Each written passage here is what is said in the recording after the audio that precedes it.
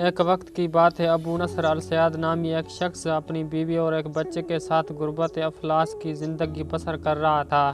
ایک دن وہ اپنی بیوی اور بچے کو بھوک سے ڈھال اور بھلکتا ہوا گھر میں چھوڑ کر خود غموں سے چور کہیں جا رہا تھا کہ راہ چلتے اس کا سامنا ایک عالم دین احمد بن مسکین سے ہوا۔ اس کو دیکھتے ہی ابو نصر نے کہا، اے شیخ، میں دکھوں کا مارا ہوں اور غموں سے تھک گیا ہوں۔ شیخ نے کہا، میرے پیچھے چلے آؤ، ہم دونوں سمندر پر چلتے ہیں۔ سمندر پر پہنچ کر شیخ صاحب نے اسے 2 رکعت نفل نماز پڑھنے کو کہا۔ نماز پڑھ چکا تو اسے ایک جال دیتے ہوئے کہا، اسے سمندر میں پھینکو۔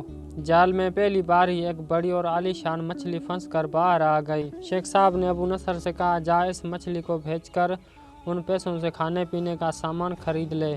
ابو نصر نے شہر جا کر مچھلی فروخت کی اور ان پیسوں سے میٹھا پراٹھا خریدا اور سیدھا شیخ احمد بن مسکین کے پاس گیا اور اسے کہا، حضرت، ان پراٹھوں میں سے کچھ لینا قبول کیجیے۔ شیخ صاحب نے کہا، اگر تم نے اپنے کھانے کے لیے جال پھینکا ہوتا تو کسی مچھلی نے نہیں پھنسنا تھا۔ میں نے تمہارے ساتھ نیکی گویا اپنی بھلائی کے لیے، نہ کہ کسی اجر کے لیے، لہٰذا تم یہ پراٹھے لے کر جاؤ اور اپنے اہل خانہ کو کھلاؤ۔ ابو نصر خوشی خوشی اپنے گھر طرف جا رہا تھا کہ اس نے راستے میں بھوکوں ماری عورت کو روتے دیکھا، جس کے پاس ہی اس کا بے حال بیٹا بھی تھا۔ ابو نصر اپنے ہاتھوں میں پکڑے ہوئے پراٹھوں کو دیکھا اور اپنے آپ سے کہا کہ اس عورت اور اس کے بچے اور اس کے اپنے بچے اور بیوی میں کیا فرق ہے؟ معاملہ تو ایک جیسا ہی ہے، وہ بھی بھوکے ہیں اور یہ بھی بھوکے ہیں، پراٹھے کن کو دے؟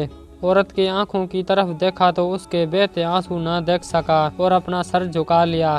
پراٹھے عورت کی طرف بڑھاتے ہوئے کہا، یہ لو، خود بھی کھاؤ اور اپنے بیٹے کو بھی کھلاؤ۔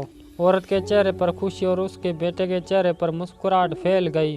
ابو نصر غمگین دل لیے واپس اپنے گھر کی طرف یہ سوچتے ہوئے چل دیا کہ اپنے بھوکے بیوی بیٹے کا سامنا کیسے کرے گا۔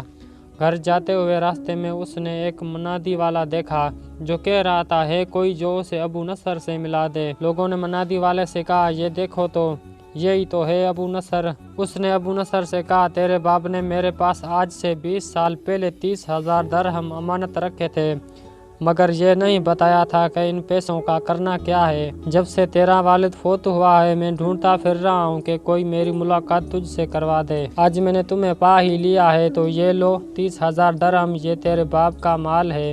ابو نصر کہتا ہے، میں بیٹھے بٹھائے امیر ہو گیا اور میرے کئی گھر بنے اور میری تجارت پھیلتی چلی گئی۔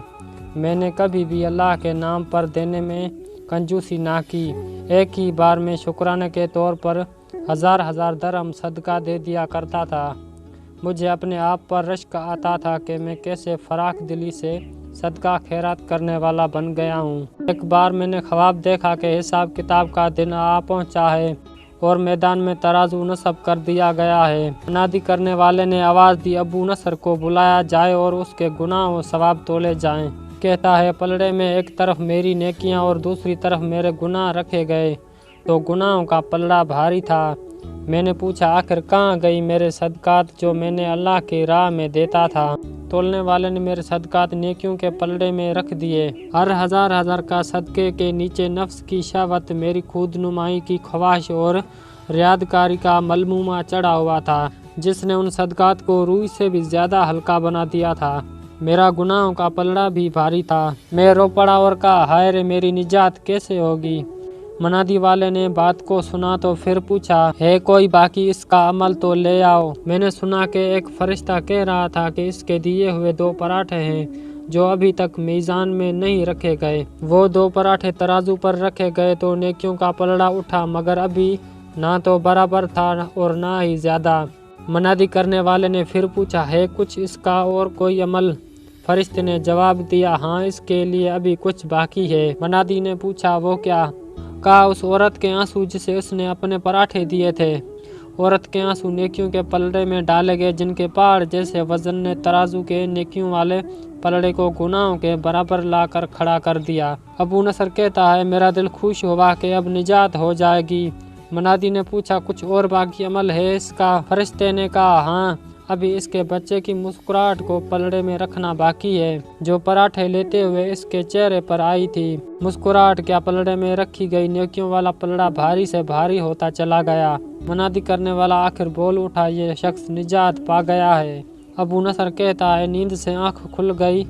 मैंने अपने आप से कहा, अगर मैंने अपने खाने के लिए जाल फेंका होता तो किसी मछली ने नहीं फंसना था, और अपने खाने के लिए पराठा खरीदा होता तो आज निजात भी नहीं होती।